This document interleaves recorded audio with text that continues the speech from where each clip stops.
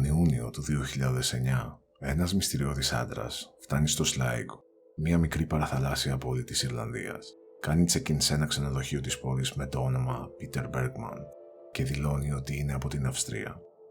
Τις επόμενες μέρες κινούταν διακριτικά στους δρόμους της πόλης, κουβαλώντας μία μοβ πλαστική σακούλα με την οποία ξεφορτωνόταν τα προσωπικά του αντικείμενα, τα οποία δεν βρέθηκαν ποτέ.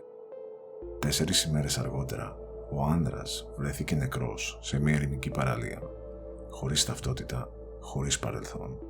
Μέχρι σήμερα, κανείς δεν γνωρίζει ποιος ήταν, από πού ήρθε και τι ακριβώς έκανε εκεί.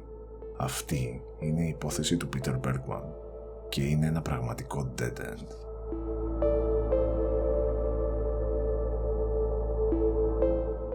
Στις 12 Ιουνίου 2009, ένας άνδρας φτάνει στο ξενοδοχείο Sligo City, στο κέντρο της Ιρλανδικής πόλης Sligo. Μαζί του έχει μία μαύρη τσάντα ώμου και μία χειρός στο ίδιο χρώμα. Έδωσε το όνομα Peter Bergman, χωρίς όμως να δείξει κάποιο έγγραφο ταυτότητας ή διαβατηρίου, ενώ ζήτησε να πληρώνει με μετρητά για κάθε μέρα της διαμονής του. Έδωσε μία διεύθυνση στη Βιέννη της Αυστρίας και όντως, σύμφωνα με τους υπαλλήλους του ξενοδοχείου, είχε μία βαριά γερμανική προφορά. Ήταν λίγο μίλητος, αλλά πάντα ευγενικός, καλοντυμένος και γενικά περιποιημένος. Την επόμενη ημέρα, ο Bergman έμεινε στη γύρω περιοχή κάνοντας βόλτες στην πόλη, ενώ στις 14 Ιουνίου, γύρω στις 11 το πρωί, πήρε ένα ταξί και ζήτησε από τον οδηγό να τον πάει σε κάποια έρημη παραλία κατάλληλη για κολύμπη. Ο οδηγός του πρότεινε την παραλία Roses Point, περίπου 10 λεπτά μακριά από το Sligo. Όταν έφτασαν εκεί, ο Bergman κατέβηκε από το αυτοκίνητο και σιωπηλός κοίταξε την παραλία για λίγα λεπτά. Επέστρεψε στο Sligo με το ίδιο ταξί και ζήτησε από τον οδηγό να τον αφήσει στο σταθμό λεωφορείων της πόλης. Τις 15 Ιουνίου το μεσημέρι, ο Bergman αποχώρησε από το ξενοδοχείο, αφήνοντας τα κλειδιά στη ρεσεψιόν. Αυτή τη φορά, εκτός από τη μαύρη τσάντα ώμου, κρατούσε μία πλαστική μοβ σακούλα και μία μαύρη τσάντα χειρός, αλλά διαφορετική από εκείνη που είχε μαζί του όταν ήρθε. Πήγε στο σταθμό και πήρε το λεωφορείο για το Roses Point, την παραλία που είχε επισκεφτεί την προηγούμενη μέρα με το ταξί. Έφτασε περίπου στις 3 το μεσημέρι και ξεκίνησε να περπατάει κατά μήκος της παραλίας μέχρι αργά το βράδυ, σύμφωνα με άλλους λουόμενους. Στις 7 παρατέταρτο το πρωί της επόμενης ημέρας, ο Άρθουρ Κινσέλα και ο γιος του Brian, που προετοιμαζόταν για τη συμμετοχή τους στο τρίαθλο, πήγαν στην παραλία για προπόνηση. Εκεί εντόπισαν το νεκρό σώμα του Bergman. Έτσι κάλεσαν την αστυνομία και κάπου εδώ το μυστήριο ξεκινά.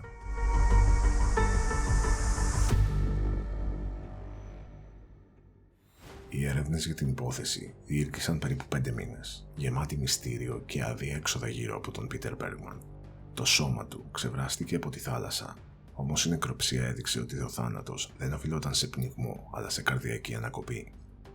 Δεν υπήρξαν ενδείξεις αυτοκτονίας ούτε κάποιου τραυματισμού. Θεωρήθηκε ότι μπήκε μόνος του στη θάλασσα, γνωρίζοντας ότι θα πεθάνει. Παρόλη την περιποιημένη εμφάνιση του Bergman, οι ιατροδικαστές διαπίστωσαν σοβαρά προβλήματα υγείας. Είχε καρδιοπάθεια και βρισκόταν σε προχωρημένο στάδιο καρκίνου του προστάτη και των οστών. Δεν βρέθηκε ίχνος παυσίπονων στο σώμα του, κάτι που, σύμφωνα με τους ιατροδικαστές, θα έπρεπε να του προκαλούσε αφόρητους πόνους. Πολλά από τα ρούχα του Bergman βρέθηκαν σκορπισμένα στην παραλία, αλλά η αστυνομία δεν βρήκε πορτοφόλι, χρήματα ή οποιοδήποτε έγγραφο ταυτοποίησης. Επίσης, όλες οι ετικέτες από τα ρούχα που φορούσε είχαν αφαιρεθεί εσκεμμένα. Ακολούθησαν αρκετές έρευνες σε βάσεις δεδομένων για DNA ή δαχτυλικά αποτυπώματα, αλλά ο Bergman παρέμενε ακόμα άγνωστος.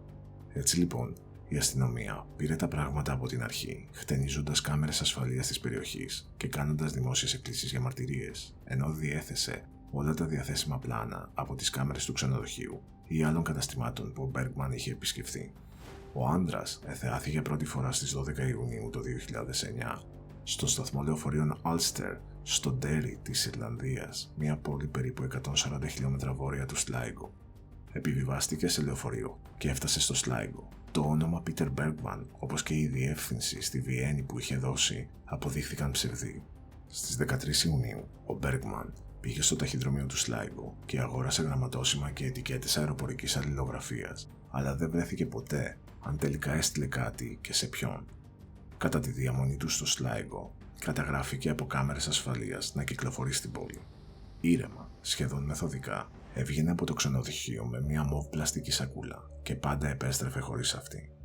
Φαινόταν να αποφεύγει σκόπιμα τις κάμερες, μάλιστα με τρόπο που δείχνει ότι ήξερε πώς να το κάνει. Πολλοί πιστεύουν ότι πετούσε προσεκτικά τα προσωπικά του αντικείμενα σε διάφορα σημεία, ώστε να σβηστεί κάθε ίχνος της ταυτότητάς του. Χρησιμοποίησε μόνο μετρητά και δεν άφησε κανένα ψηφιακό ίχνος, κινητό, email ή κάρτες. Την ημέρα αναχώρησης από το ξενοδοχείο, περπάτησε προς το σταθμό λεωφορείων μέσω των οδών Quay και Wine Street και στη συνέχεια σταμάτησε στο εμπορικό κέντρο Quayside, όπου κοντοστάθηκε αμήχανα στην είσοδο για αρκετά λεπτά. Φτάνοντας στο σταθμό, παρήγγειλε ένα τόστ και ένα καπουτσίνο και την ώρα που έτρωγε κοίταζε κάποια χαρτιά που είχε στην τσέπη του, τα οποία έμοιαζαν με σημειώσεις. Αφού τα διάβασε, τα έσκησε και τα πέταξε σε κάδο απορριμμάτων. Μετά από 5 μήνες άκαρπων ερευνών, η σωρός του άγνωστου άντρα θαύτηκε στο Σλάιγκο, παρουσία 4 αστυνομικών. Ενδιαφέρον όμως έχει ένα ρεπορτάζ της γαλλικής εφημερίδας Le Monde λίγα χρόνια μετά, το 2015, όταν ανέφερε ότι είχε επικοινωνήσει με την Αυστριακή αστυνομία σχετικά με την υπόθεση, η οποία σχολίασε πως οι Ιρλανδοί συναδελφοί τους δεν είχαν επικοινωνήσει ποτέ μαζί τους. Παρά τις εκτεταμένες προσπάθειες, η ταυτότητα του Πίτερ Μπέργκμαν παραμένει άγνωστη.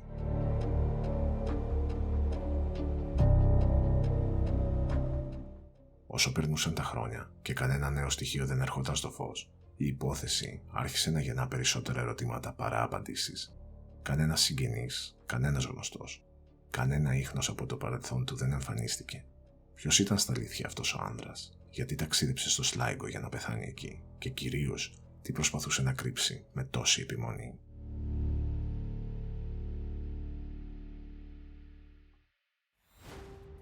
Η πιο συχνή θεωρία είναι ότι ο Μπέργκμαν ταξίδεψε στο Σλάιγκο για να πεθάνει με αξιοπρέπεια.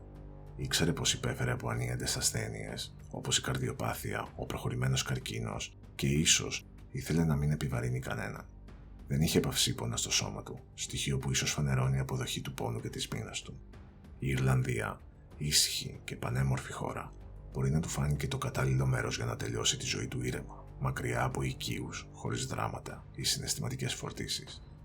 Παρ' όλα αυτά, αν ο στόχος του ήταν να πεθάνει ήρεμα και αθόρυβα, γιατί να προσπαθήσει τόσο μεθοδικά να διαγράψει κάθε ίχνος της ταυτότητάς του. Η απόλυτη αιμονή του με αυτό δημιούργησε ακριβώς το αντίθετο, ένα παγκόσμιο μυστήριο.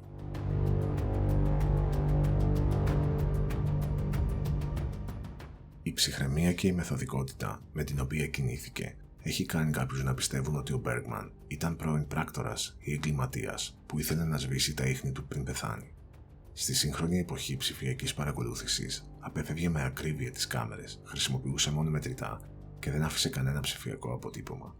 Ακόμη και το ψεύτικο όνομα και η ανύπαρκτη διεύθυνση δείχνουν κάποιον που είχε εμπειρία στην κατασκευή πλαστών ταυτοτήτων. Κι όμως, δεν υπήρξε κανένα σημάδι ότι βιαζόταν, ότι κρυβόταν ή ακόμα ότι φοβόταν. Αντίθετα, κινούταν ήρεμα, σχεδόν φιλοσοφημένα. Δεν έδειχνε να αποφεύγει τους ανθρώπους, μόνο τις κάμερες. Ένας πράκτορας ή φυγάς θα ήταν πολύ πιο προσεκτικός με την έκθεσή του.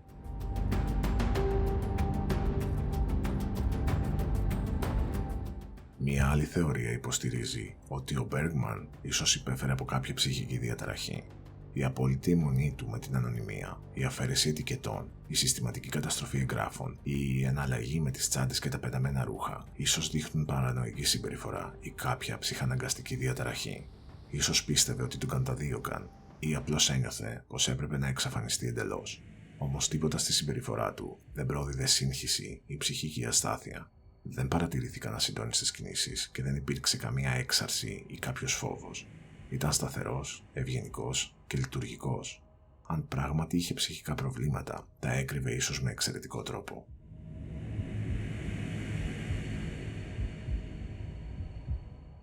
Φυσικά, υπάρχουν και πιο ακραίες θεωρίες που θέλουν τον Πίτερ Μπέργκμαν να συνδέεται με μυστικές επιχειρήσεις ή κρατικά προγράμματα.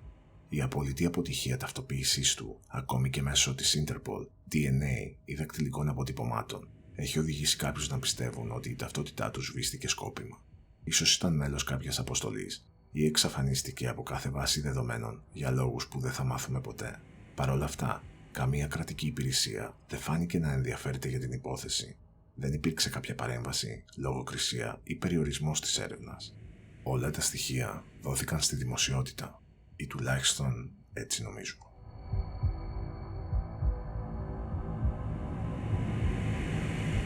Η υπόθεση Peter Bergman μας τυχιώνει, γιατί δεν υπάρχουν ουσιαστικά δεδομένα. Από τα ελάχιστα στοιχεία που έχουμε, το σίγουρο είναι ότι δείχνουν ένα άτομο εξαιρετικά μεθοδικό. Πιστεύω ότι ο Bergman ήξερε ακριβώς τι έκανε. Δεν ήθελε να βρεθεί και δεν ήθελε κανείς να ξέρει ποιος ήταν. Η ιδέα της ευθανασίας, μακριά από τον τόπο του και από οικείους, μοιάζει σκληρή, αλλά συνάδει με την εικόνα που δίνει. Αξιοπρεπής, αποστασιοποιημένος και ήσυχος. Δεν επέλεξε την Ιρλανδία τυχαία. Πιθανώς να είχε επαφές, μνήμες ή ακόμα επιθυμίες από εκεί. Κάποιο κομμάτι της ζωής του που τον συνέδεε βαθιά. Τα χρωματόσημα που φαίνεται να αγόρασε είχαν και αυτά κάποιο σκοπό. Ίσως πήγαν σε παραλήπτες που ο ίδιος ήθελε και σήμερα ίσως αυτοί οι πολύ κοντινοί του άνθρωποι να γνωρίζουν τις λεπτομέρειες αυτής της ιστορίας και απλά να σιωπούν από σεβασμό για την επιθυμία του Bergman να εξαφανιστεί ή να μείνει μόνος στις τελευταίες του ώρες. Κάτι παρόμοιο με την ιστορία του Δημήτρη Λιαντίνη που ίσως καλύψουμε σε επόμενο επεισόδιο. Μέχρι σήμερα δεν γνωρίζουμε ποιος ήταν, αλλά το μυστήριο Peter Bergman συνεχίζει να απασχολεί την Ιρλανδία και τον υπόλοιπο κόσμο. Ο Peter Bergman δεν άφησε τίποτα πίσω, καμία ταυτότητα, καμία ιστορία και κανένα πρόσωπο. Μιλάμε για έναν άγνωστο που κατάφερε να ζήσει και να πεθάνει σχεδόν αόρατος σε μια εποχή που αυτό μοιάζει αδύνατο. Φυσικά, πέρα από το μυστήριο υπάρχει και η ανθρώπινη πλευρά. Ο Bergman πέθανε μόνος σε μια ξένη χώρα, με φρικτούς πόνους σε όλο του το σώμα, αλλά όχι μέσα σε μια έκρηξη απελπισίας, απλά με μια ήσυχη, σχεδόν τελετουργική απόφαση. Όποιος κι αν ήταν, όπως κι αν έφτασε σε αυτή την επιλογή, το τέλος του ήταν βαθιά μοναχικό και ίσως κάποιος θα έλεγε τραγικά αξιοπρεπές.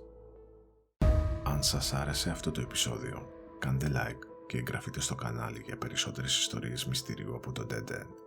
Μέχρι την επόμενη φορά, μείνετε ασφαλείς και να θυμάστε, πίσω από κάθε μυστήριο υπάρχει πάντα μια ιστορία που περιμένει να υποθεί.